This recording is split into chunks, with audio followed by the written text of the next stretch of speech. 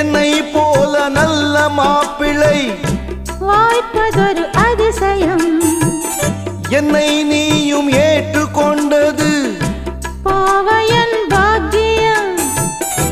நெடுநாட்கள் எங்கும் ஏக்கந்தான் இந்நாள் இங்கு தீர்ந்தது. இல்லையா பின்ன?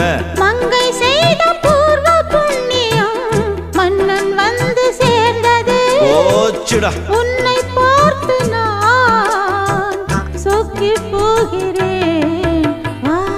கட்டபொம்மன் பேரா கட்டிக்கொள்ளு ஜோரா. அடிக்குது குளிரு என்ன மடக்குது தளிரு.